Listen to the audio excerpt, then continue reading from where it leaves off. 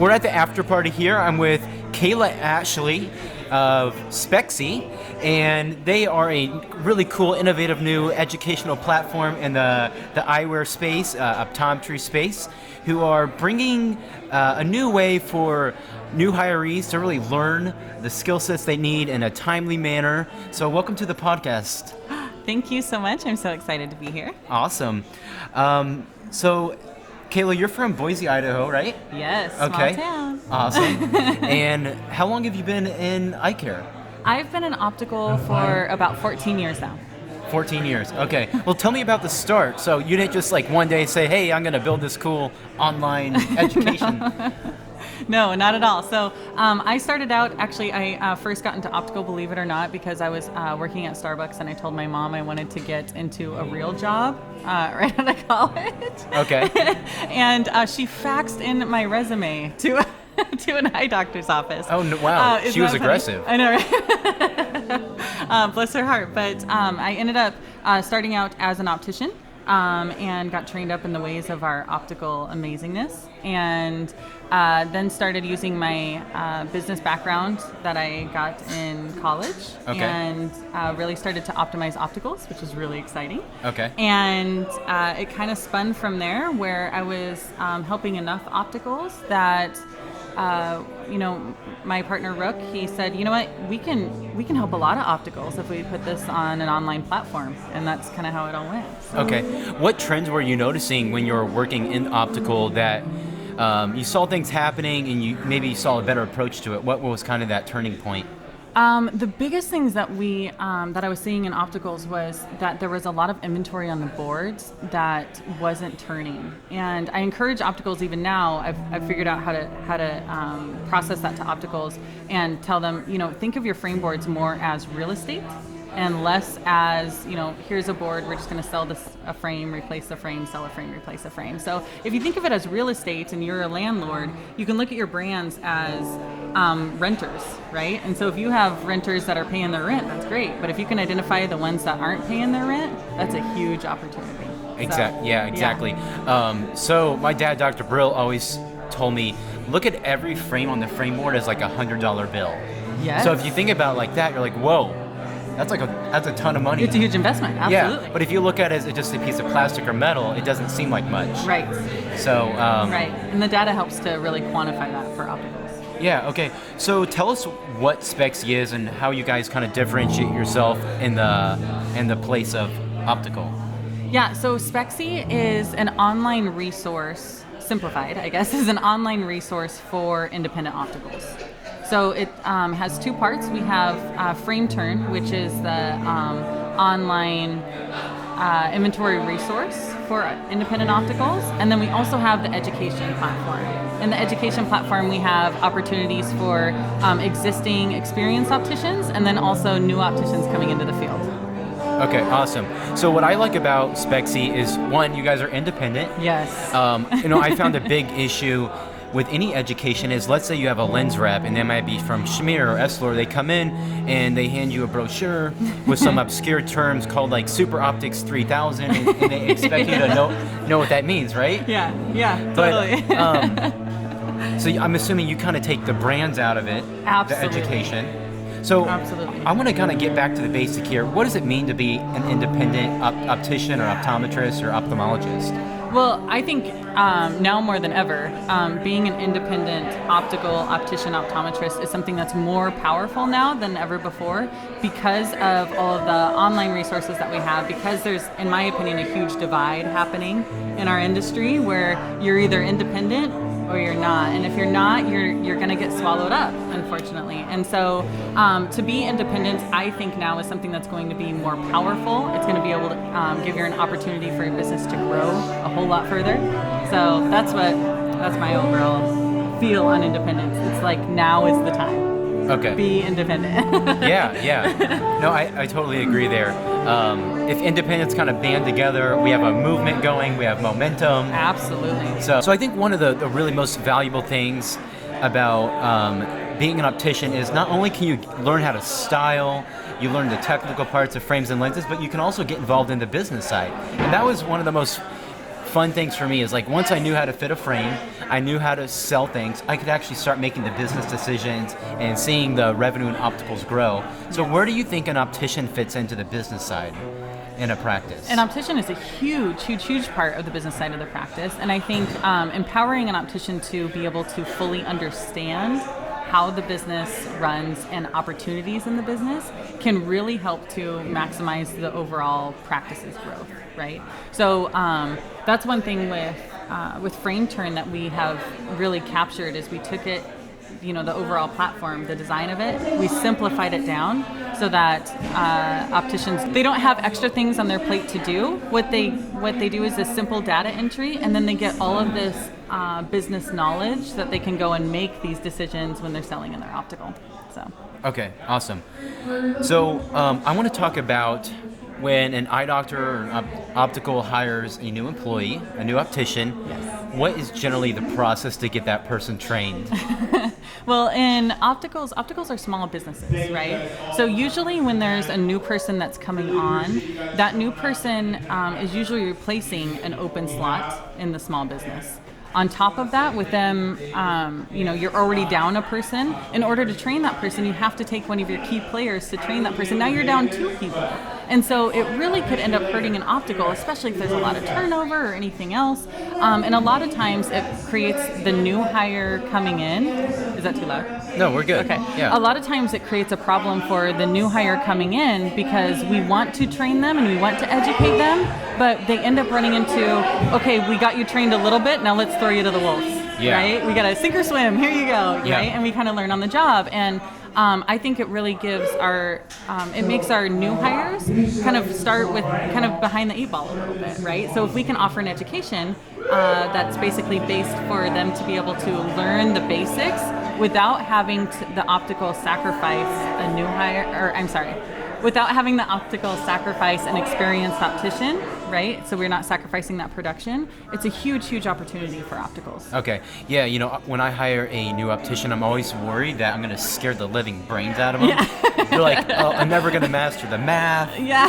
And it's a scary. lot. Yeah. It's a lot to learn. And optics is super unique. We're one of the only we are the only medical provider that actually needs to learn the medical side, but we also have retail in order to make our medical work. And so someone coming in has to learn all of our medical terms, has to learn sales, they have to learn, the basics of optics. There's so much to learn. And so a lot of that can get very overwhelming. Yeah. So let's talk about your tools that you've created. Yes. So one of them is called Frame Turn. Yes. And first of all, describe what turning frames mean. What's that mean?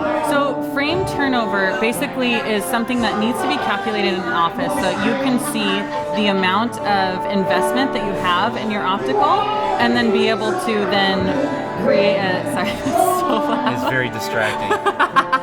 Okay, hold on. Okay, so do it again. Okay. Kayla, tell me about what frame term is. What is that significance of the word? So frame turn overall is basically for an optical being able to assess the value of the inventory investment that they have on their board. What we're wanting to do is we're wanting to check how many times that turns over in an optical, and it's very valuable because if you can break the frame turn down by brand, you're able to easily assess you're able to easily assess what brands are working really well for you and what brands really aren't. So that's kind of the overall idea with frame turn, is that we want to be able to assess the turnover and how many times your investment is selling. Okay, yeah, that makes total sense.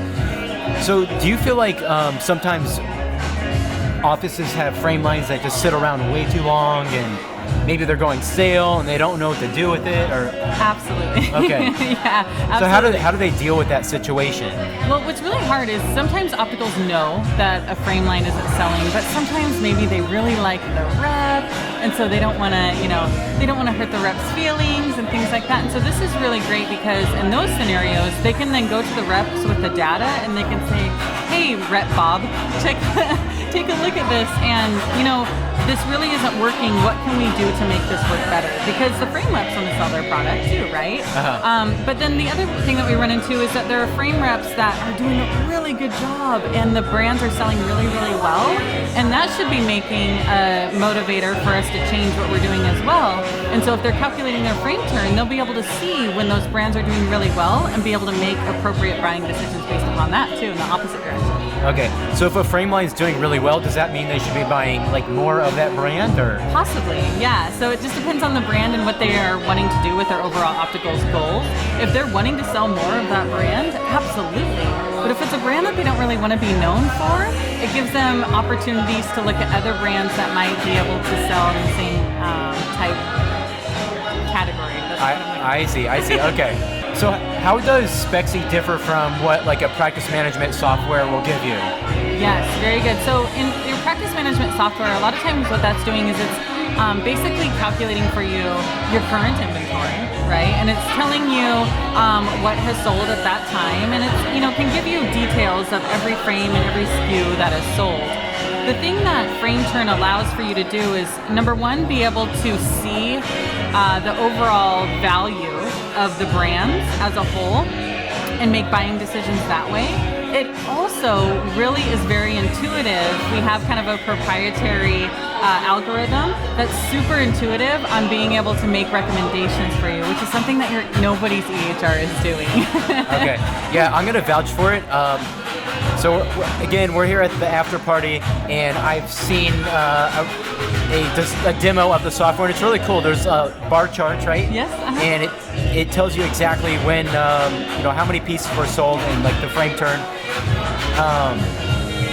And yeah, I think you can email reports out to opticians on maybe a weekly basis or daily? So the reports that we send out are actually semi-annual assessments. Okay. And what's really great with those is those are two-part assessments. Part one just runs off the data alone because frame turn knows nothing about your optical other than the data. And so we give you assessments based on the data itself.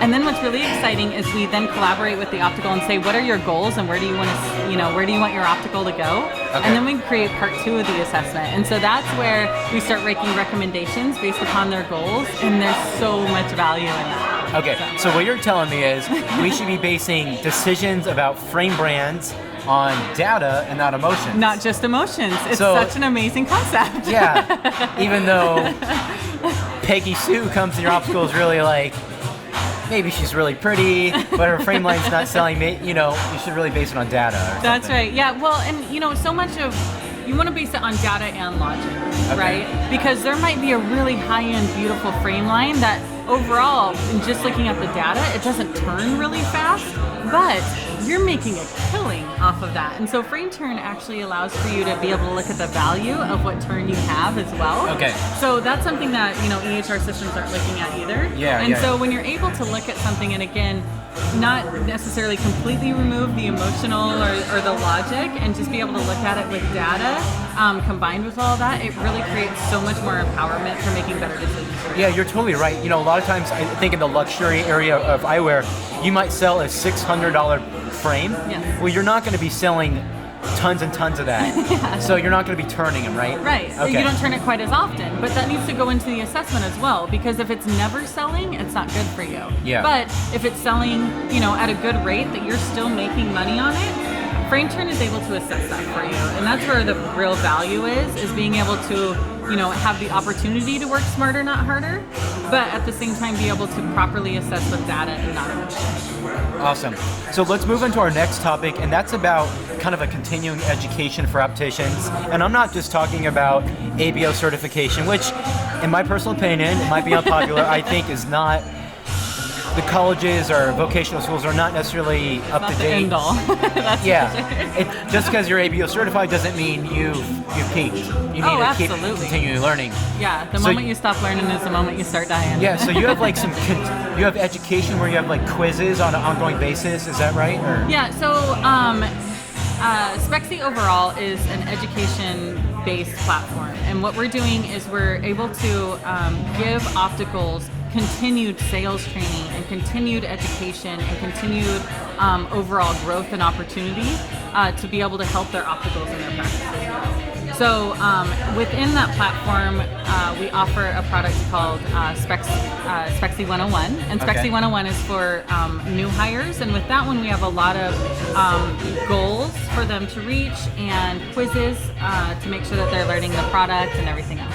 Okay, so it sounds like you've kind of systematized a way for business owners to keep opticians and other employees up to date, feeling confident. Yes. Okay. Yes. Refining their sales skills. Yes. Yeah. And the thing is too. Sorry, I'm gonna stop real quick. Are we gonna talk about 101? Whatever you want to talk about. Okay, so we have a product within the education that I alluded to earlier called Spexy 101. And Spexy 101 is for the new hires.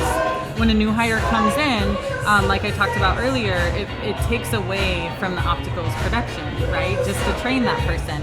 And so in the 101, what's really great is if you are able to basically have a trainer train your new hires, that's where Spexy comes in, is because you basically hire us to train your people, and then you do all the hands-on product training there in the office. So we give them a training schedule and something for them and their team leader and their trainer to follow up on, which is really, really valuable because it doesn't take away from an experienced optician being able to have their production in the optical at the same time. Yeah, I love it. So it sounds like you can take someone off the street and turn them into an optician in a really easier manner.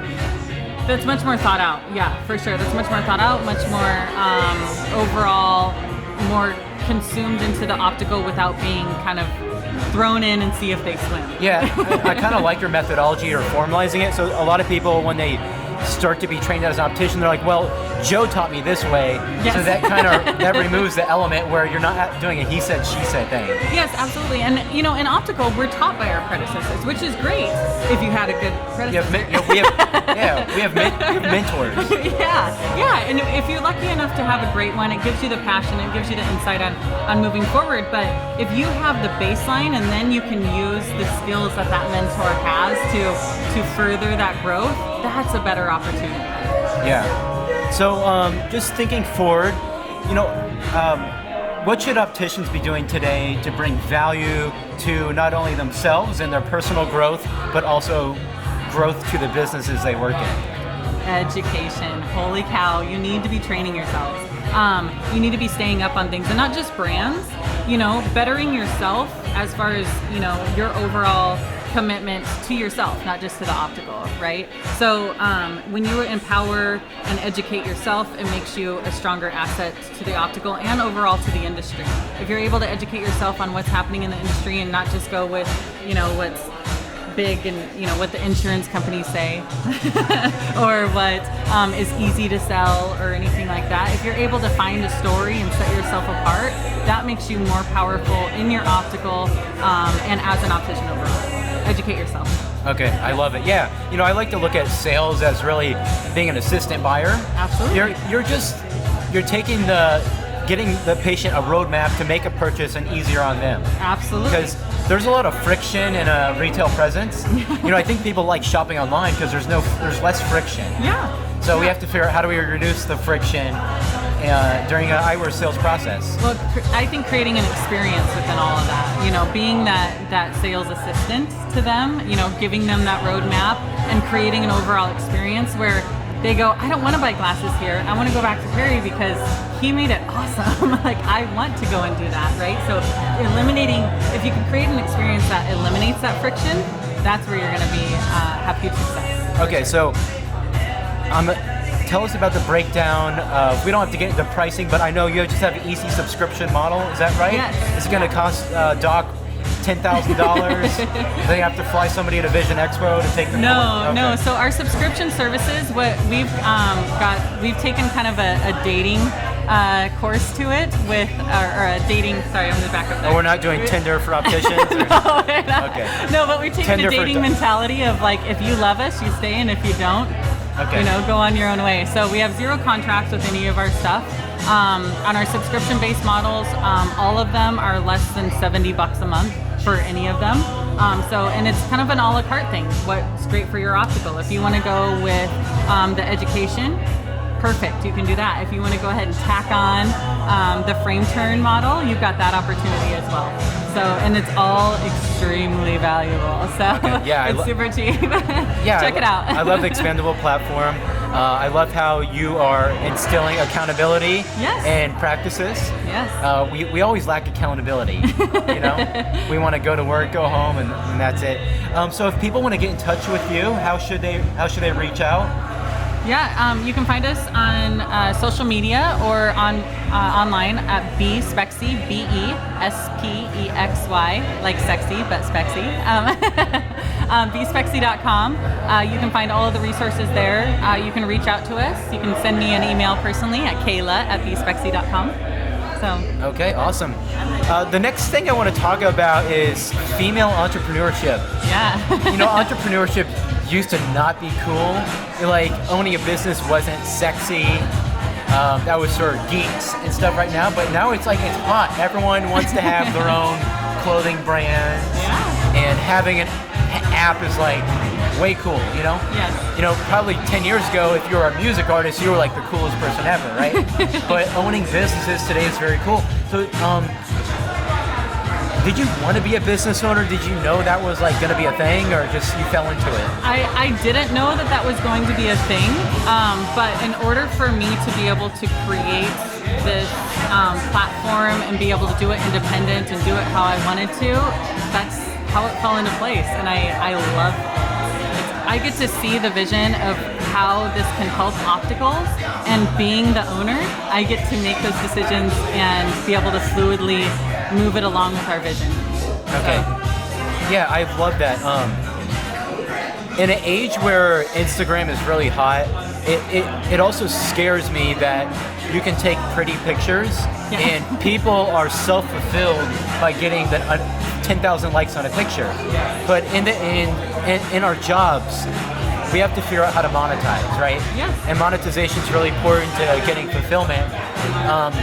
So I encourage opticians to go beyond wanting likes and comments on Instagram and Facebook, and it's important to think deeply about your future, and it sounds like you've thought about that. Yeah. How can you bringing value? You're bringing value That's exactly what through education. Yes, yeah, you have to bring value into what you're doing, and I think all of those likes and follows and everything else will follow, right?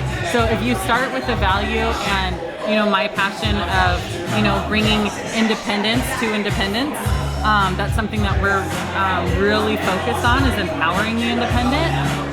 And my goal to do that, it's what has brought the whole idea and structure and everything else of Spexy.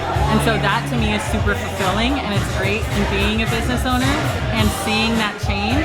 And when you have that vision and that passion that's come together, it's even more fulfilling to have the likes and the everything else, and people start to see you in the industry and they gravitate towards something that's pure and authentic. Yeah. And I love that. Awesome. I love enthusiasm. So what would you say to women who are in their 20s, 30s, or even 40s? It's not too late to start a business. It's really not. Yeah. They have an idea, and it's on their shoulder every night. They don't know how to execute on it. How would you get them to make that first step? Where would they go? First step is try to find a way for, kind of like you said earlier, monetize it, right? Try and find a way, figure out where the value is, and find that value. Social media now gives, and our online resources give us so much opportunity. It's just having the passion to make it happen. So, you have people that say, ooh, are you going to be able to do that? And the people that doubt you and everything else. Use that as your fuel.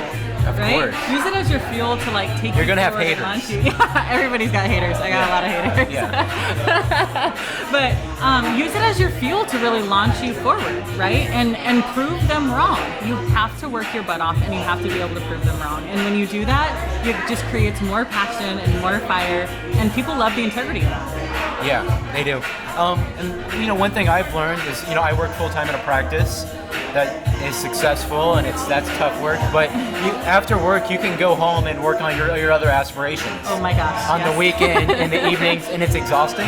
The moonlighting, it's exhausting. Yeah, But that's how you make things happen. Yes. And over time, you win. Yes. Yeah. And I think you have to think long term. Like, things aren't going to happen in 6 months or a year.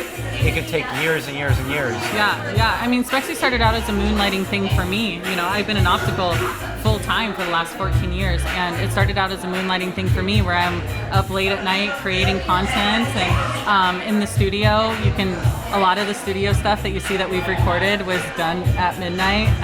Yeah.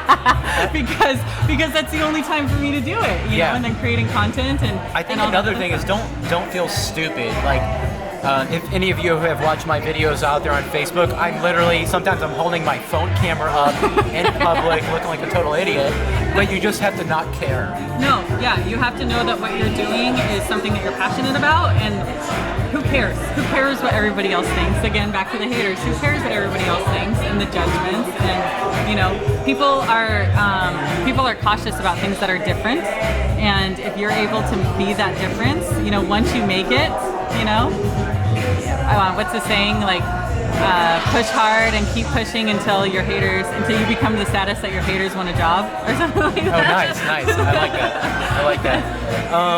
And another thing is, if you want to start a business, whether you're male or female, reach out to other professionals on Facebook.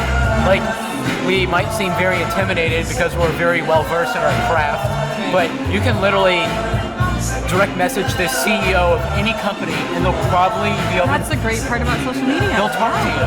Yeah. I've reached out to so many executives, and they'll answer your call if you want to talk. It's really, really interesting. Yeah, I have a few friends back at home that, you know, have been great entrepreneurs, not even in the optical industry, and we've been able to, you know, set up meetings with them and, you know, bounce things off of them, and they've had great ideas, even though they're not even in optical. Yeah. So reach out to people that are passionate, because that's right, they can give you guidance. Yeah. Sure.